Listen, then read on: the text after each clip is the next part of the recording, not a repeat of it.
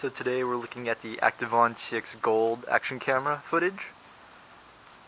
Here's just some walking around in some natural sunlight, running 1080p resolution with 60 frames per second. There are 4 field of view options. We have, I believe it's short, medium, wide, and very wide. Right now we're running on wide. And then there are three quality settings, one being regular, fine, and superfine. This is regular.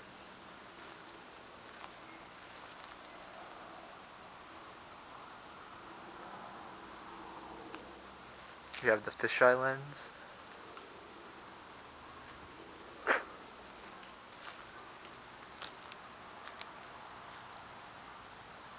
And yeah. As the title may or may not suggest for this video, this is going to be especially for on-vehicle mounting and some rolling shots.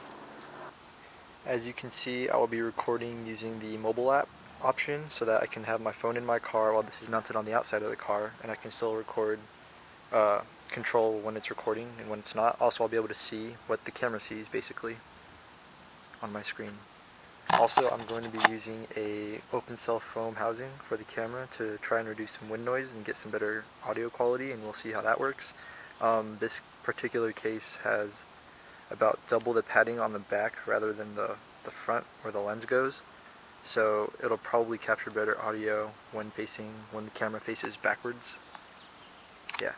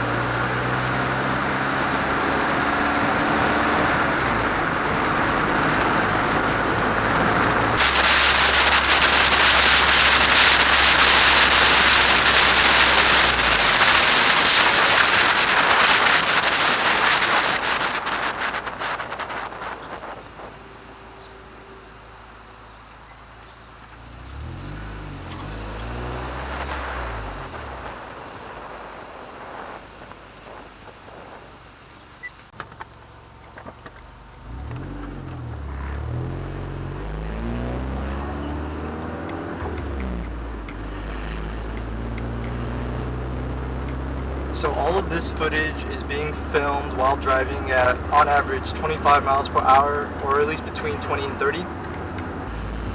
One thing I have noticed with this camera is that when the audio has a lot of input, when there's a lot of noise going on around, the audio just becomes really, really, really bad because it's just too much for it or something like that. Like right now I have the sunroof open, my true window is wide open, and my exhaust makes quite a bit of noise.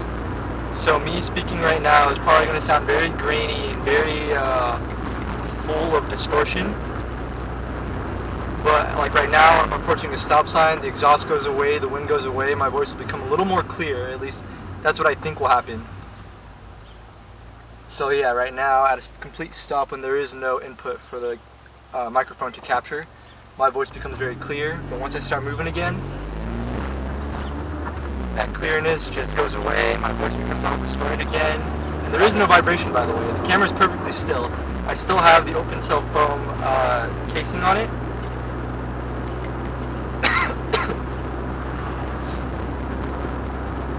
One significant drawback that I would say this camera has would be the inability to plug in an external microphone. On Activeon's website, they do have a $15 external microphone available. Oh, I'm sorry, no. They have one posted, but it is not available. And nowhere in the manual or instructions does it say whether or not that this camera is compatible with any external microphones whatsoever. I have contacted their customer support via email, and I have tried calling them. No matter when I call them, it seems like they're always busy or there's just nobody there on the other line. And as far as email goes, I emailed them about 2 days ago, and they did say on their phone line that by email you should receive a response within 2 business days. So I'm cutting it pretty close to the 2 business days. I'm going to be a little more patient, but if I don't get a response at least by the end of the week, or by the end of next week for that matter, then yeah, their customer service would be not on par. Overall, I would say that the video quality of this camera is pretty nice. I mean, you do get the 1080 resolution with the 60 frames per second option. And the field of view with the fisheye camera lens is actually very nice to have, at least in my opinion. I've never used one before. So having purchased 2 of these cameras, I would say that it was still very well worth it, at least for the video quality. Once again, the first camera that I bought, I got on Amazon Prime for $75 plus tax. Plus tax made it $81. And then the second one, it was no longer available about a week later after I dropped my first one. It was no longer available through Amazon Prime, so I ended up going to Fry's Electronics and buying it for $99. Now, for a camera that is still about or less than $100, depending on how and when you buy it, I'd say it's pretty well worth it. I would say it's pretty well worth it for an intro or beginner level action camera, or if you do not plan on using the audio at all, and you just plan on using like a music track to make a what do you call those, montages or compilations. Because even right now, I'm pretty sure my voice is very distorted and very just not fun to listen to. I will say, however, that because it is only $100, if you can find a digital voice recorder, you know, a standalone microphone basically, and you just use that in your car along with the camera, that may be a very good option. And if you can find one of those voice recorders, it's really hot, I have to roll down my window. If you can find one of those recorders for, say, under $50, then essentially you would have a setup that has good audio, good video for under $150. The only hassle with that would be having to, what do you call that? To sync the audio with the video. That does seem like the most viable option for me right now, having already bought my second camera and not being able to return it because it does already show signs of wear. Because I actually scratched it up, not because the camera is just faulty or anything like that. So yeah, for my future videos, I feel like that is something that I will end up doing, is getting a digital voice recorder and just turning that on whenever I turn the camera on, and then syncing them through video editing.